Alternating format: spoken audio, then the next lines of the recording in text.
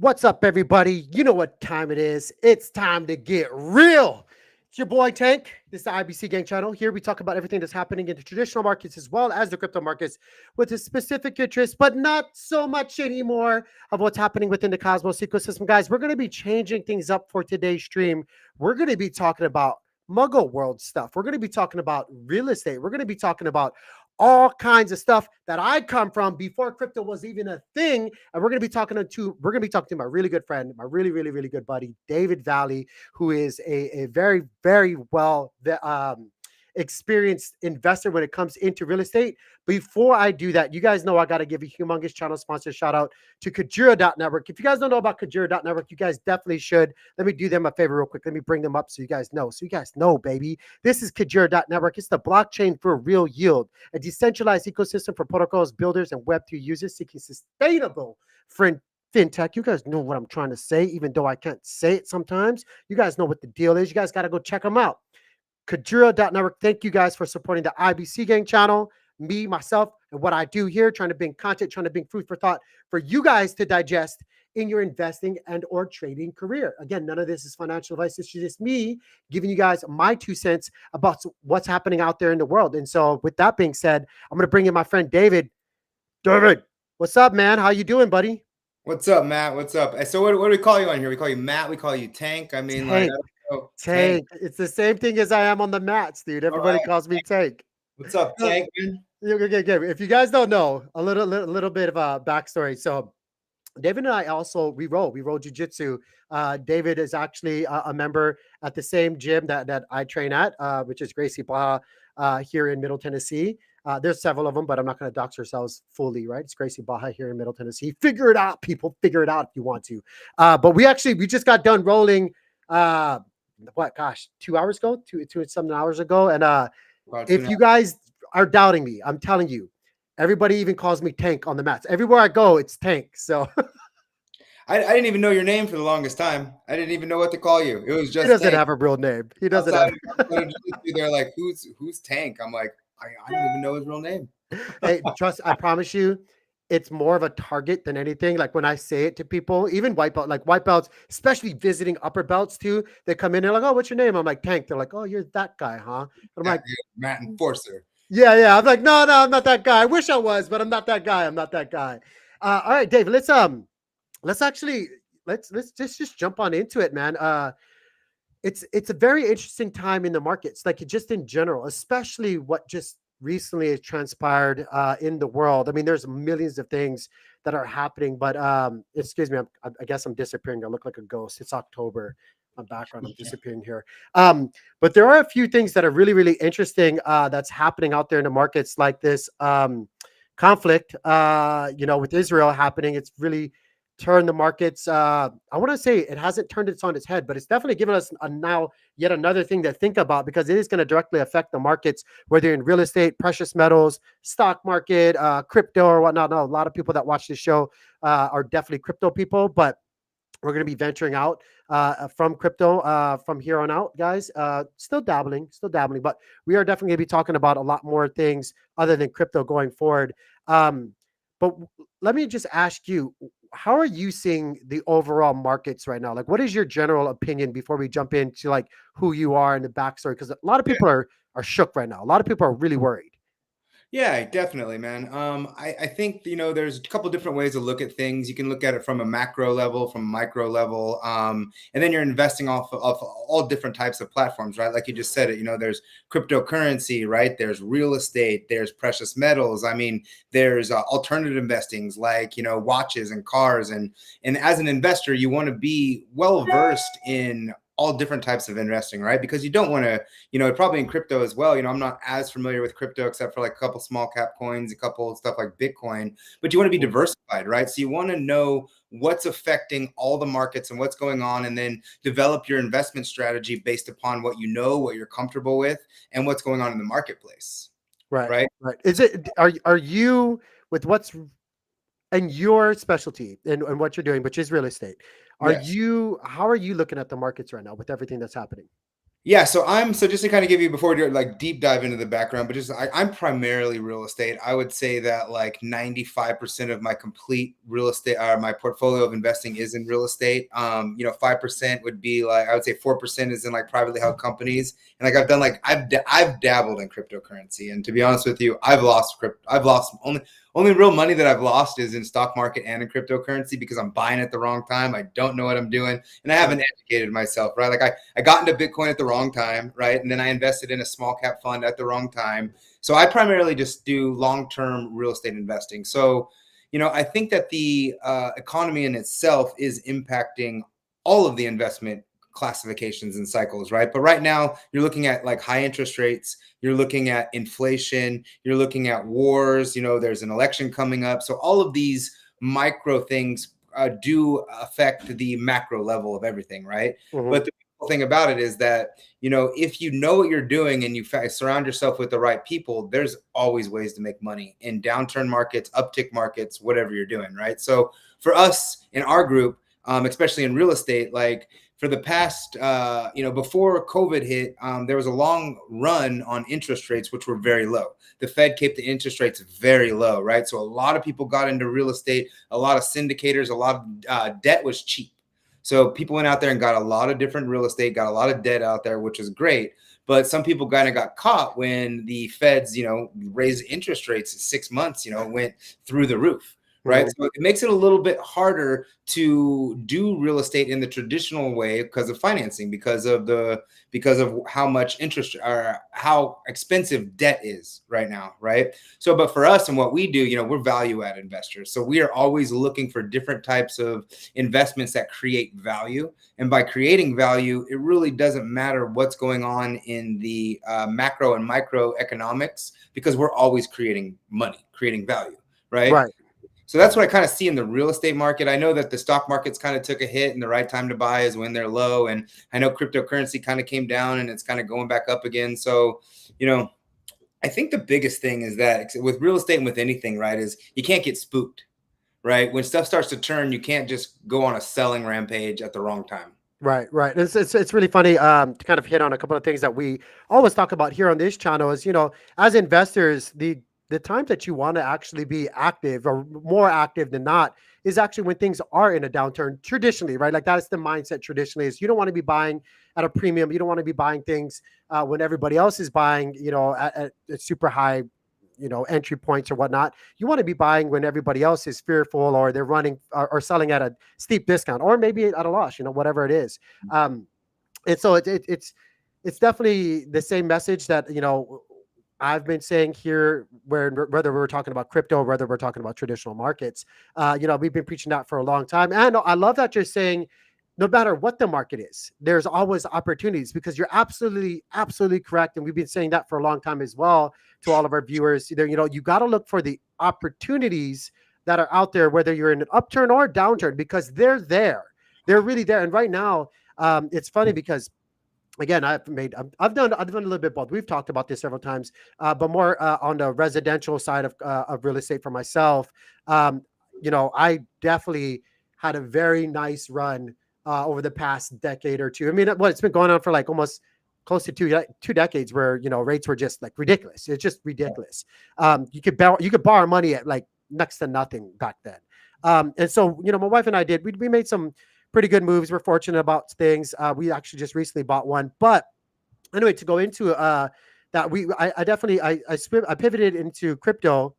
Did well there. Not as well as real estate, but did well there. And now we're in a downturn. I haven't touched anything in regards to crypto, even though have started off as more of a crypto heavy focused channel. I really haven't touched anything in crypto for about almost a year now because I found that there was so many more opportunities out there in the trade fire or the traditional markets, and especially real estate, if you were in that position to be taking advantage of it, right? Like not everybody could do it while the Feds pivoted and started raising rates to correct things. But if you had the money, and Yep. you saw the opportunities out there, there were many opportunities. And I've, ever since meeting you, gosh, how long has it been now, Dave? It's been like, you've been there for, Christmas, I think actually Christmas it's is been when coming up to a year. Yeah. Yeah, it's been almost a year now, but ever since meeting you, I've noticed in the things that you've done and the talkings that we've had that you have been doing exactly the same, even probably more aggressively. Well, I know more aggressively than I have, especially in real estate, right? And it's always been fascinating. So I've always wanted to have David on, guys, to kind of share with you guys because I talked to you guys all about like outside of crypto, the opportunities, whether it's the stock market, precious metals, real estate, especially that were presenting themselves and trying to tell everybody, like, look, crypto is not the end all be all. Like, I get it. Like, people want a degen, right? Like, people want a Robinhood, Dogecoin, like take Shiba Inu to the moon, right? They want to buy $100 or $500 worth of stuff, 1000x that some bitch, and like ride that wave. Yeah. That's not happening though. It was fun while it lasted, guys. But I'm telling you right now, things are gonna have to come back to reality. It's all about finding those value captures. And I wanted to bring David on, and we're going to get into this because I ramble a lot, I know, but I want to bring David on to kind of tell you guys and have him share with you guys, his origin story, which I've heard it, and I thought it was very, very fascinating. Like he's talk about pulling yourself up from your bootstraps, making it work, and just like it's got that saying, I got that dog in him. Like David's one of those guys got that dog in him. He's fighting for what he wants and what he thinks he's worth, and he's really built an empire for himself. So, without further ado, let's actually do that, if you don't mind. I call him, or he's called himself, and I like to call him the Vanilla Gorilla. Vanilla Gorilla, tell me your story, man. Let's start from the very beginning. How did you get in to real estate? And give us the whole lowdown. Yeah, man, I'd love to, man.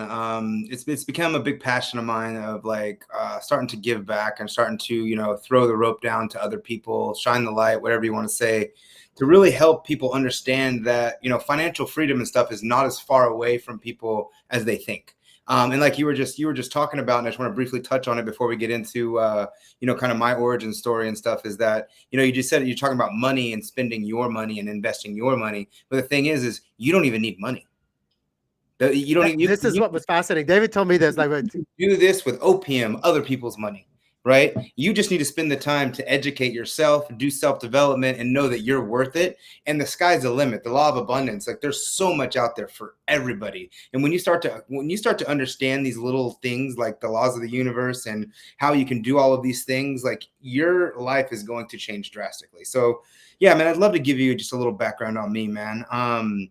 So look, like the Vanilla Gorilla, right? So Vanilla Gorilla from a perspective of just seeing something, right? Like bigger white guy gorilla type thing, that's kind of the stereotype, but that's not where the Vanilla Gorilla actually came from, right? Vanilla Gorilla is like, if you think of like black sheep, like a black sheep, right? You have sheep, they're all white. You got that one black one. He's not very good. You got to get the black sheep out. So gorillas are all kind of like black, right? Well, the vanilla gorilla is like the albino gorilla, is like the white gorilla. Yeah. It's all about breaking generational cycles, right? And I think there's one in every family or multiple in every family.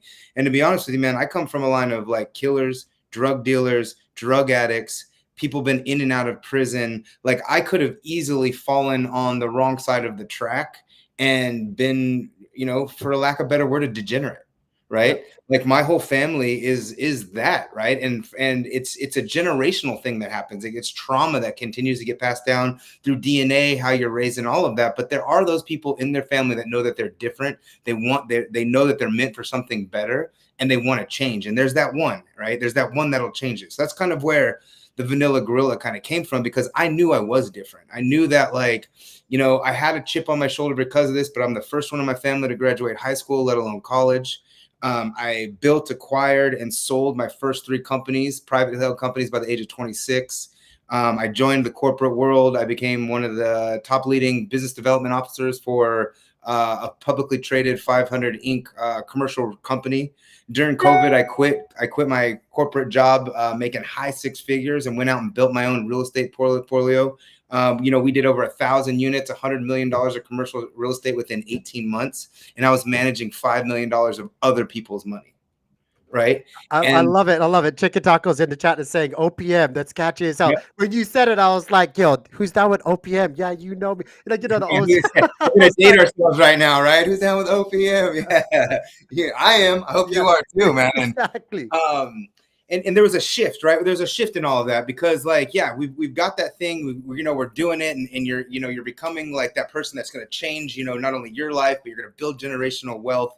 But it's like, how do I get there, right? And am I even good enough to do it? And that's where, like, self-development, like, I didn't start, I knew that I was meant for something else, and I was really charging hard until I was about 30. That's when I started to understand self-development, like actually working on myself. Like, I did play sports and stuff like that, but like putting the time into myself to like get up early, to meditate, to journal, to do self-care, to start to invest money in myself for my education, as far as like real estate and all of that. That's when I started to get the one thing, which is confidence. I started to get confidence in myself that, they say, like, why me, but why not me?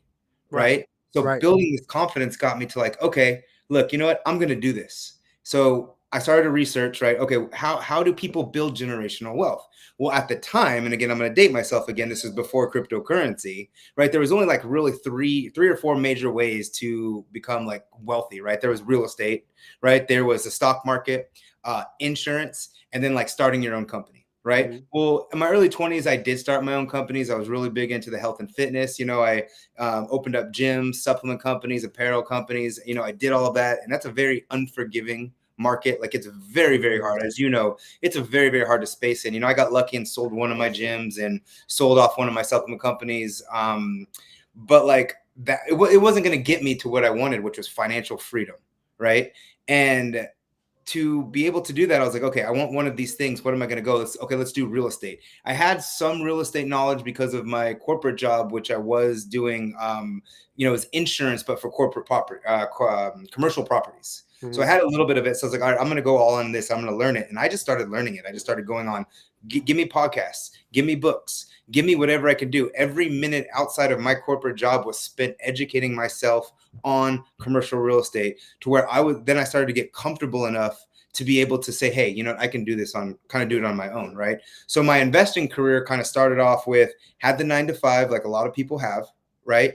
Trying to save up money. I think I saved up like $50,000, which was the world to me. Took me forever to save up that much money, right? So saved up that, we bought a little condo, early on in my corporate career, and then we bought a single family house, kind of like everybody does, right? And then we decided, okay, look, what we're going to do is we are going to sell all of our real estate, which is a couple small pieces, and then what we're going to do is what's called a 1031 exchange. We are going to exchange all the profit that we've made in the last 10 years. So now, was this something that through all your research and like, how'd you get this idea? Just something that by listening and absorbing what everybody else was saying? No, check this out. So it's the doing what society tells you to do, right? Go to school, right? Graduate high school, go to college, get a degree. After you do that, go get a corporate job, all of the things, right? So I was doing all of the things, hey, you're starting to make a little bit of money, buy a home, right? Buy a condo, buy a house. So we're talking about like a decade.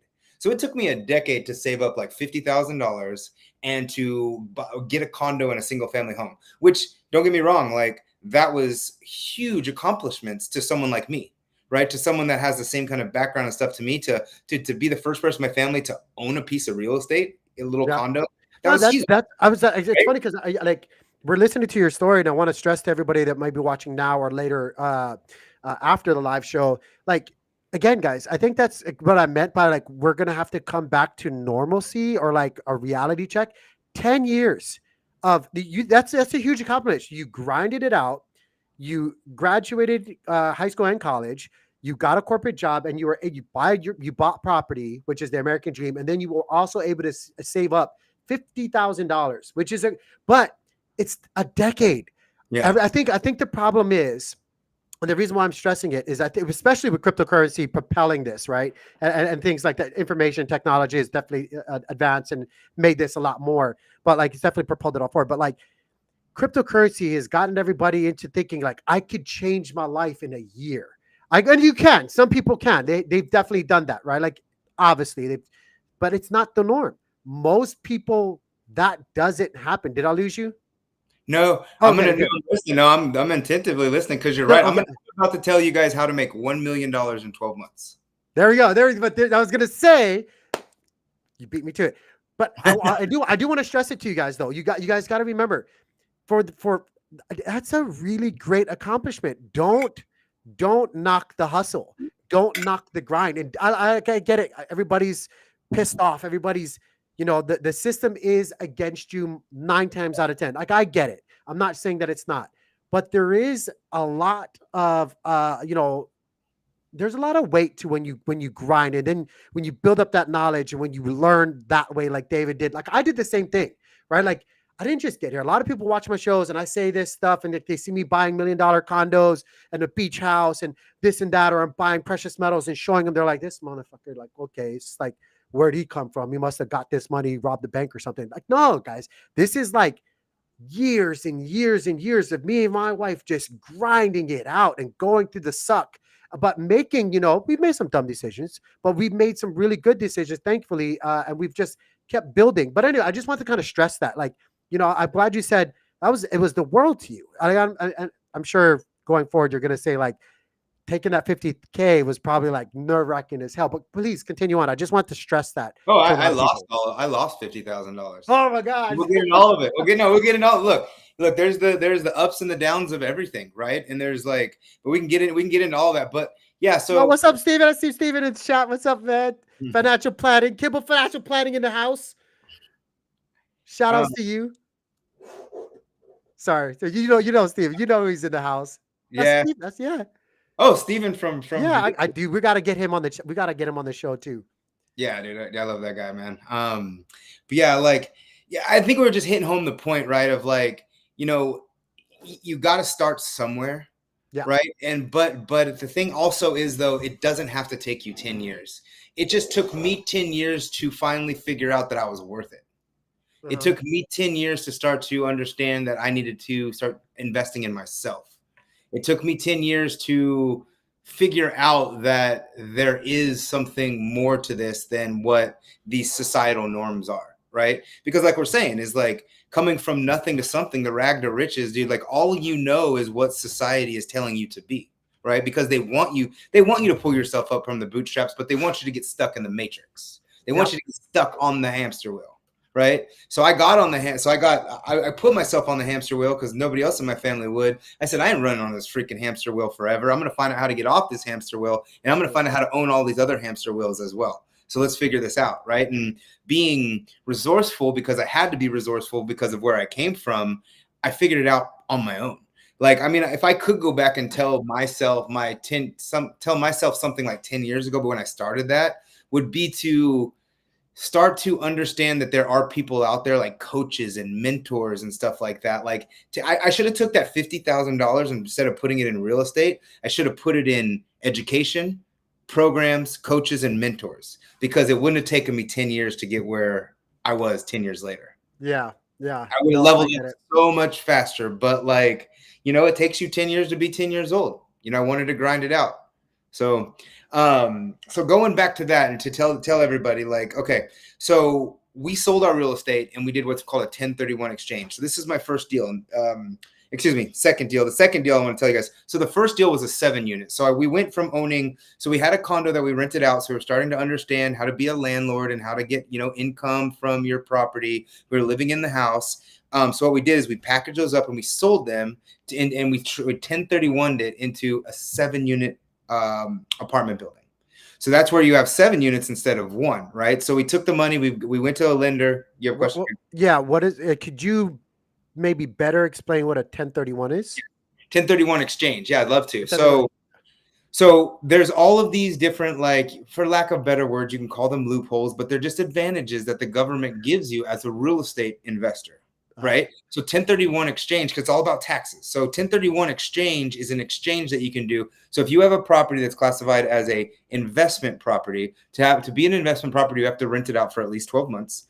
Like if you sell it, so if you normally sell your property, right, if it has a $500,000 of appreciation, you got to pay taxes on it. Right. Mm-hmm. But if you sell it and you do a 1031 exchange into a like kind property, real estate to real estate, you don't have to pay taxes. You're literally kicking the tax can down the road. So over those 10 years, we appreciated a lot of money in that real estate, that residential real estate. So we sold it, didn't have to pay taxes on the gains that we had, and we got to roll it into the next deal. It's okay. Yeah. Okay, I'm following. I'm following. right? So let's just say for just round numbers, say you had $1 million, like you created $1 million of equity. If you were to sell that straight up, you'd have to pay the government probably $300,000, Yeah. 30%. Then you got 700 to go buy some more stuff. But this way, if you do a 1031 exchange, as long as you're taking all of that money and putting it into the like kind of real estate, you pay no taxes. So you don't have to pay. So you're rolling, You're basically. You're rolling it. rolling to the next. You're always rolling to the next. Yep. That's Okay, why okay. that's why with real estate, man, tangible asset, generational wealth, you always continue to roll it. There's strategies to roll all the way through your whole investing career. And then when you die, there's strategies to give it to your kids tax free. There's like, Now, okay, we'll get to that. We'll get to yeah, that in a little bit because the current, I don't know if it was the current, correct me if I could be wrong. I'm not trying to pick sides to a political group or whatnot, but I'm pretty sure, didn't Biden like threaten the generational like hand me down rule or whatever recently? I know a probably. lot of people got into like a big word. They're like, oh, you can't pass it down to They threaten everything, man. I don't pay attention to politics. both It's sides do too, but I'm just saying like money. yeah. Well, um, so okay. So you did that. You wrote in. Then you guys, you said what again? You guys bought a couple of So 7 unit, right? So we went 7 from right? 2 units to 7 unit, right? And that's where we kind of cut our teeth on 7 units. So it took the same amount of work, right? It took the same amount of work to do one door, which is a single family home, to do 7 units. Same amount of work. Actually, it took less because we had a property manager. So think about this. If you own one home, you're managing it. The toilet breaks, they call you, right? If anything happens and you're self-managing your property, you've got to go do stuff for Yeah, it, right? which is Once an you owner get operator in that owner regard. operator, You yeah. got to Once you them. get out of that mindset and you get into this is more of a business, you get what property manager, right? Okay. So now we had 7 doors and we had a property manager who was managing everything, and now the cash flow is just coming in. This is when we started to understand passive income. Literally having to do nothing but having a call with a property manager once a month, them telling us what's going on, and then us just getting checks. We don't get checks in the mail anymore, checks, but in the metaphorical mail, in your Right. deposited in your bank account. So we're like, okay, we've kind of figured this out, right? We said, okay, look, this multifamily is kind of what we want to do, right? Because now we understand that like we can be more hands off. We're getting 7 people that are paying us money. And another thing to think about too is in real estate, you're always making money multiple ways, right? You're making Hmm. cash flow, which is your income that your rents are minus the expenses is the cash flow in your bank account. Then your property is always appreciating, so you're actually getting the appreciation, and then you're also getting the debt pay down, so that the people that are living there are paying the bank note down. So every month you are getting almost three different sides of making money and not having to do anything. You follow that? You feel I that? do. I do. I'm still kind of Depreciation? stuck. So, and I Yeah, want the watchers and listeners yeah. to kind of understand that it is you still have to do a little bit of homework. I'm assuming, and I'm sure that David's going to kind of explain this. It's not like he just went, oh, any old 7 unit that was available, I bought it and was able to do this. There was parameters I would believe that you had to do your due diligence and homework on, for the units. Where it's like what did you change? Was it like you changed like a trip like things to a triple net or like how did that Well, happen? that's a different value add deal. So, like, yeah, you have to understand real estate, right? You have to understand that, like, you have to do your due diligence. You have to do your underwriting. You've got to go find the deal. You can learn all of these things, but you go out and you say, okay, 7 units. These 7 units are renting for $1,000 a door, right? So that means Okay. that you're bringing in $7,000, right? And when you buy a rental property, they give you doing the due diligence the expenses, right? So you're like, Right. oh, okay, well the expenses per month is 3,500. So I know that I'm bringing 7,000 in a month. I'm gonna have to pay 3,500 for all of the expenses, the property manager and everything. So I've got 3,500 left over, right? Now I've got to go get a bank loan because I don't have, $3 million or $1 million to buy this property. I should put my down payment down. So now my bank loan is like 2,500. So now you take your 7 minus your 35 minus your 25, and that leaves you with your $1,000 of passive cash flow to yourself each month Right. for doing Careful nothing. financial planning says he's talking about repealing the step up in basis. Yeah. It's so like obviously, Stephen, you get it. But I find these things really, really fascinating, especially, what did you call it again? Oh, wait, what's People's that? money, OPM. OPM. I gotta get that down because it's Yeah. I love it. Well, I'm gonna tell you how this goes, because the whole thing about this is how can you scale, right? How can, Right. because you're gonna, so at the beginning, I like to tell people this, man. If you're just starting out, this is what you got, man. You've got a lot of time and you don't have a lot of money, right? So you've got Mhm. to spend your time finding the deals, teaching yourself, doing all the things, right? And then eventually you're gonna start to make money. Cash flow's coming in, and then you're gonna get the flipped to where you have no more time and you're starting to get a lot of money, right? So now when you have money, what you do is you start to buy your time back. And then Gotcha. eventually you have all the time and all the money. But at the beginning, everybody's like this. I got Right. all the time, or I have time outside of my job or whatever. I got time, I got no Got no money, money. Yeah. right? So you spend your time teaching yourself how to do this. You go do a deal as small as it is. So again, the 7 unit was the stepping stone. I figured it out, right? So it was my money. I figured it out. It took me a decade to figure it out. So then I go, okay, let's go, let's step it up now. Like the next deal I want to do is 32 units. But I already did this 7 unit. So what I did is I sold the 7 unit, right? And did another 1031 exchange of my profits that I made from this that into the next deal, the 32.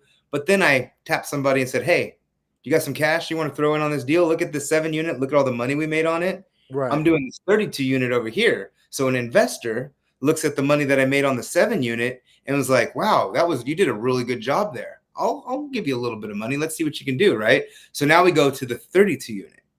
So Right. now I've just stepped up into a 32 unit, 1031 it, the same thing.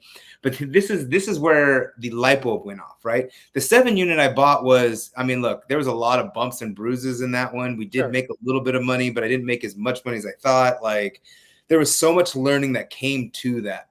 But I figured out a lot.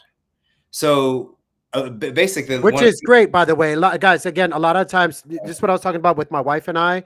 Like, I can really relate to that. If you can ever come out, I don't know why I'm messing with this.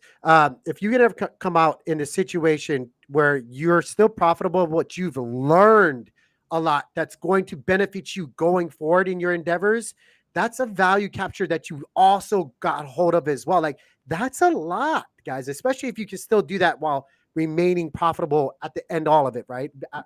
so the 50 grand that I lost $50,000 on that 7 unit. I Okay. lost 50,000 on that 7 unit, but how did I still make money on it? It was because of real estate, because of how a real estate works. I didn't, so me putting the 50 into the first deal, which is the house, 1031ing it into the 7 unit, I didn't make as much money as I thought I was. I almost kind of broke even on it, but the underwriting was correct. The stuff that I found out Mhm. where I bought it was correct. The debt I got on it was great. We paid it down. So I made equity on there. I lost some money on it, but I made equity. That's what I And say. I How was your equity? proved the Yeah. model. Okay. I proved I could do it. So it's almost like paying 50 grand for a master's degree in real estate, Yeah. Yeah. right? I learned what to do and what not to do. And I was like, okay, well, let's step this up. Let's do like a 32 unit. And this is where it gets interesting. This is where I started to understand about value add real estate. The I seven promise, unit by the way, chicken tacos. We'll get to your questions in just a second. But go ahead. Yeah, the regular 7 unit that I bought was just a regular 7 unit. Didn't really need a lot of work. Didn't need anything. There was no value add components to it. It was just real estate, right? The income, the expenses, it all kind of made sense.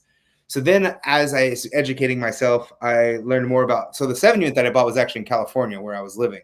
So I'm gonna start doing out of state investing. So now I'm going to like the southeast, like Arkansas, Tennessee, Alabama, Kentucky, where we're at now, Mhm. Nashville area.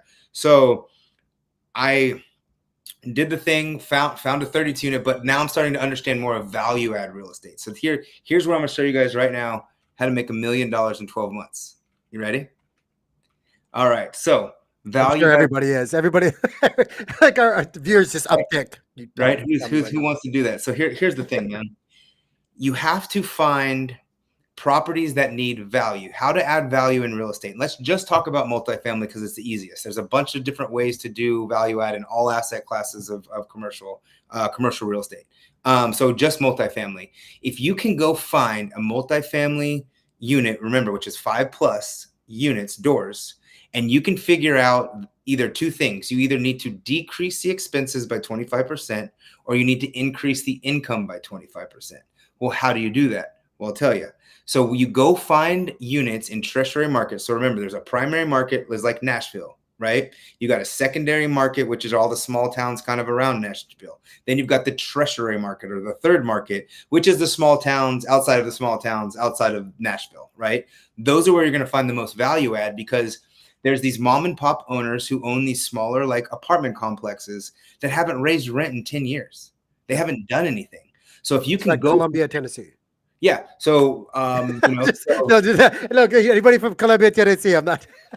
well, yeah, I'm just and saying, it's it's not like Columbia, Tennessee. nothing to do with, and nothing to do with poor area Right, right. or affluent area or anything like that. It's just that the owners have owned them for like 10 years, and they haven't been aggressively raising the rents 2.5 to 5% year over year like they should, Right.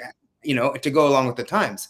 So in Alabama, I found a 32 unit. It was renting for 600, anywhere between 550 to 650. It was 2 bedroom, 1.5 bath, brick townhomes, right? Built in the 70s. The average rent when I bought them was $550 to $650,000. Actually, $550 to $650 per door. I knew by doing my research that I could get anywhere between $850 and $900 for the rents.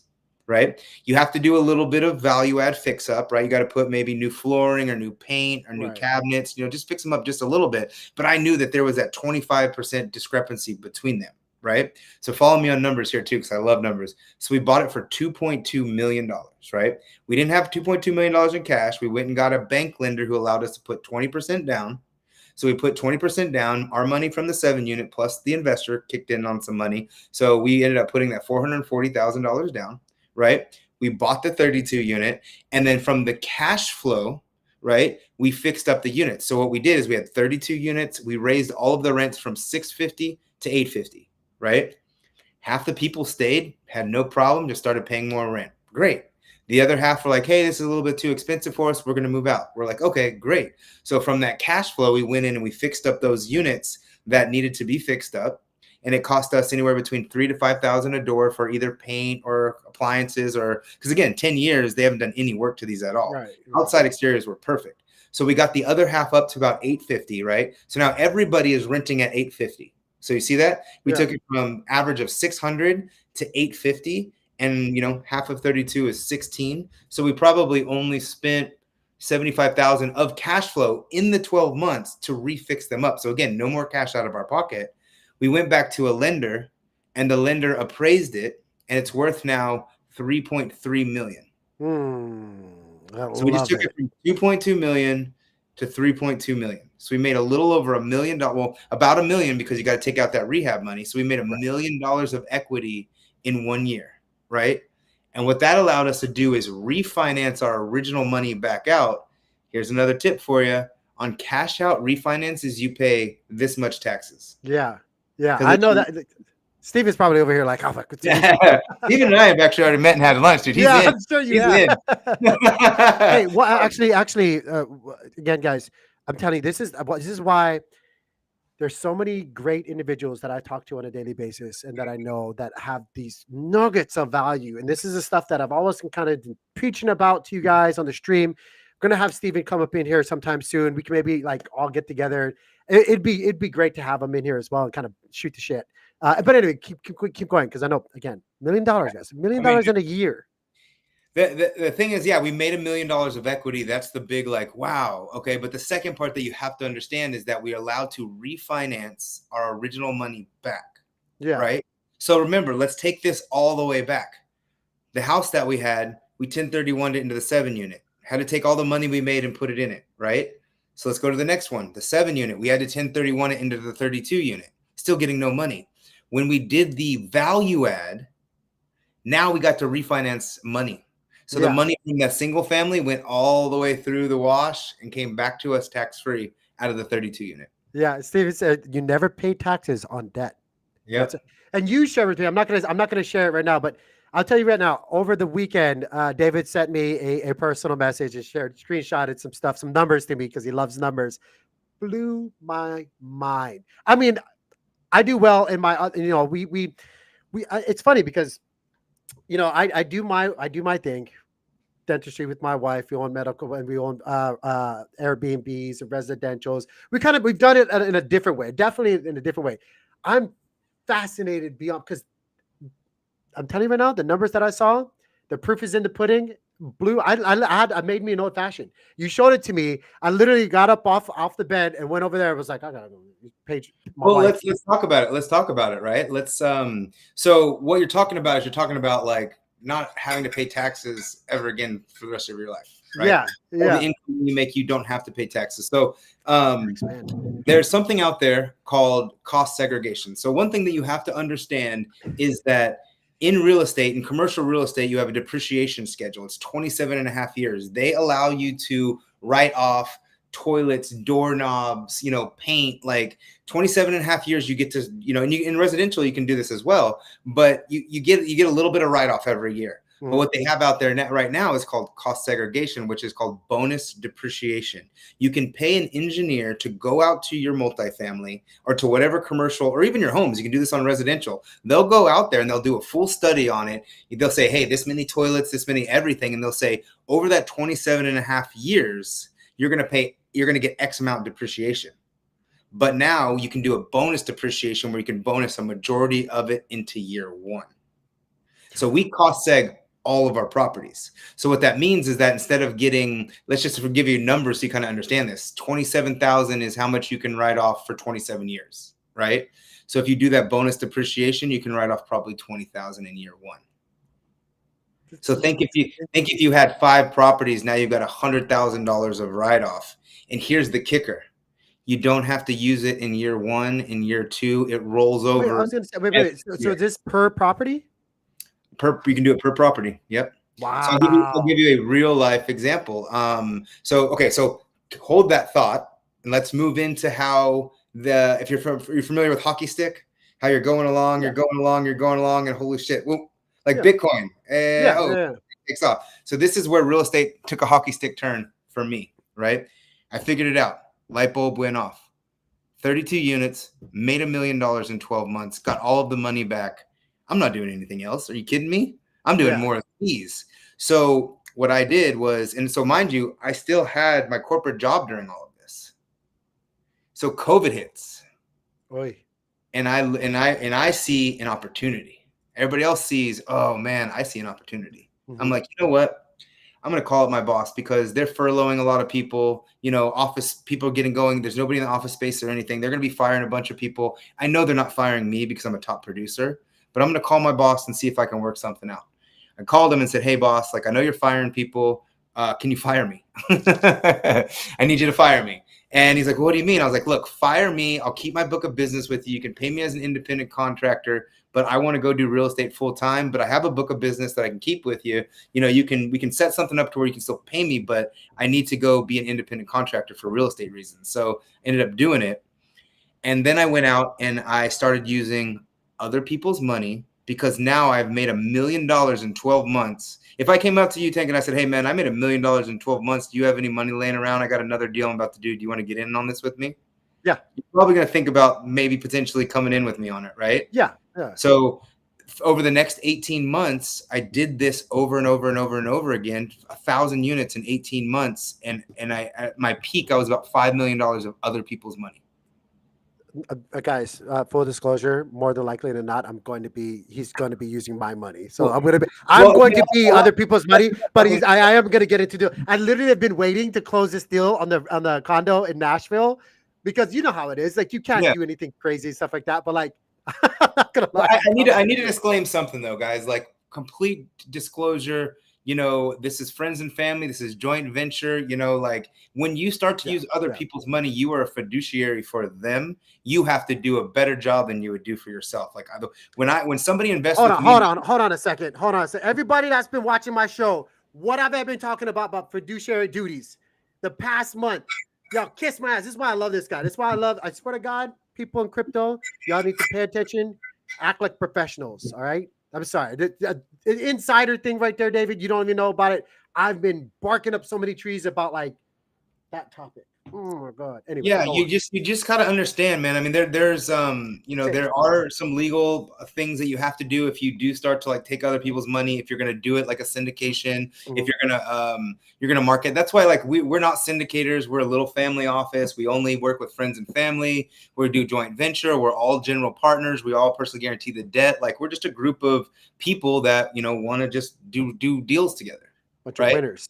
Yeah, Bunch of so I mean winners, baby. that's different, right? So, but I wanted to show you guys the hockey stick because you can scale it because you just got to figure out how to do it, Hmm. right? And once you figure out how to do it, people are going to want to invest with you, right? And I Right. mean, we had at our peak, we had about 22 projects going on at one time, That's not the man. and all of them. I'm not going to say that we never had a project kind of go sideways because it happens, but like It's a numbers you game, right? Like, yeah. It's a numbers game, right? Exactly. But like it's investing, and but as an investor, as another disclaimer, as an investor, you have to do your own due diligence as well, Mhm. right? If you're investing with a fund, or you're investing in syndications, or you're investing in crypto with somebody else or whatever, you've got to do your own due diligence. You've got to kind of know what you're getting yourself into, right? And again, the reason that we kind of got hosed was because on a couple of the deals was inflation and the Right. interest rate rose. Right. But here's the one thing I love about real estate. If you hold it long enough, you won't lose any money, Yeah. right? Crypto, stock market. I mean, maybe if you hold them long enough, it comes back up. But I know. So the reason where we got stuck was we were doing these. They're called BRRRRs, if you're familiar with it, right? Buy, rehab, renovate. No, buy, renovate, rehab, refinance. Get all your money back. Do it again. It's just like this. Right. So we get stuck on some of the properties where we can't refinance right now. Doesn't mean that we didn't make the money on the property. Doesn't mean the cash flows there. We just have some cash stuck in properties because of where the interest rates are. When the interest rates come back down, we'll be right back to where we were at, right? So you're not really losing money per se. It's just more of like, okay, now we're in a market that we've got to do something a little different. But again, as long as you do the value add stuff, it continues to give you equity, right? But so take 20. So the number that I showed you is off 10 assets. Hmm. So just for your listeners, right, without giving an exact number, it was a negative seven figure number for 2021 off of 10 assets for my portion, not for all my investors and everybody, just me. So I I probably won't pay taxes for the next couple of years if I don't do anything. But again, every year you buy more real estate. Every year you're going to do more depreciation, more cost seg, more just continuously like doing it. I don't know if any of your listeners or any of guys follow Rich Dad Poor Dad. Yeah. Robert. Yeah. I'm sure. Yeah, so he like himself, right? He has a media and an education company, but he doesn't make any money off that. He puts it all into real estate, and then he gets the money tax free through his real estate. He'll tell Yeah. you on the show. He goes, "I don't pay taxes." Yeah. Right? He's like, "I'm an education guy, but I invest in real estate, and then through real estate, I don't pay any taxes." Yep. That dude, that's the dream. That is the dream. That's why I had to go make me a drink. When he showed me that, I was like, I gotta go make me a drink. It was I Well, already had enough people drinks to do. understand this too, though, man. They're like, okay, well, what's the catch, right? Why would Mhm. the government give us money and not make us pay taxes, right? Well, look at it. Look at it in this. The government is not dumb. They know that guys like me are out there who are real estate developers. They're going to continue to give me tax breaks. I'm going to continue to get more money. What am I going to do with that money? Take it all out of real estate and go spend it? No, I'm going to go No, buy you're more gonna real estate. reinvest. And Yeah, I'm you're going to gonna go and reinvest. I'm going to go redevelop the real estate. So if I'm not out there doing it, they're going to have to go out there and doing it. Yeah. So they're incentivizing me to continue to make real estate good. Yeah. Great. They're incentivizing you to OPM. It's Yeah. it's literally, man, Oh, guys. but hey, we pay property taxes. Don't get me wrong. Like I pay property taxes. Sure.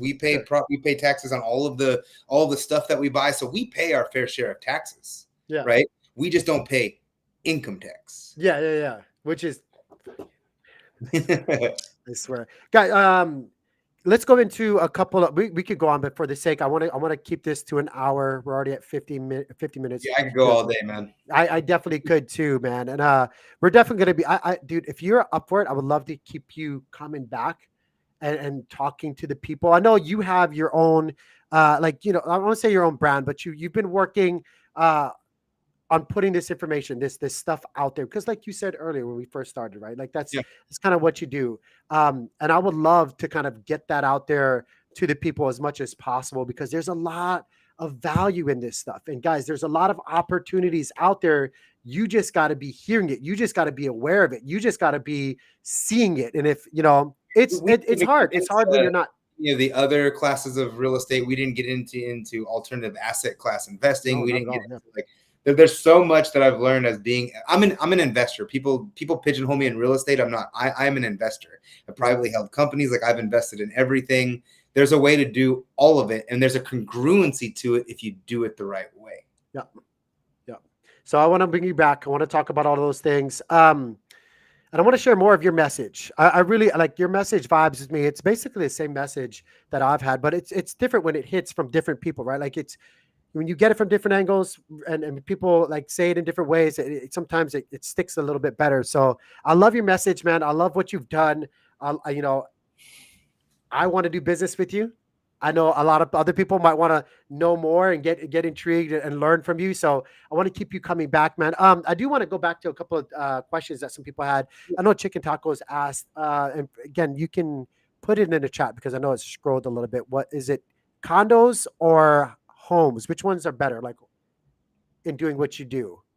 Honestly, like, well, so here's one thing to understand. There's a difference between residential real estate and commercial real estate. So residential real estate is like condos, single family homes, 1 to 4 units. That's all residential, That's what right? I do. Yeah, that's Yeah. the stuff that I've done. And then when you go into commercial is multifamily 5+ units, but then you also have retail strip centers, you have office space, mixed use spaces, industrial energy. Like there's tons of stuff in the commercial, right? So there's ways of value add in everything, right? Like if you're just starting out, right? Like what I would recommend to people just starting out is to do some sort of house hack value add, meaning go out there, if you're FHA, first time home buyer, go buy a home, right? If you're single, what I would do is go buy a home, 4 bedroom, 5 bedroom, whatever, put 3% down, rent out all of the other rooms and live for free.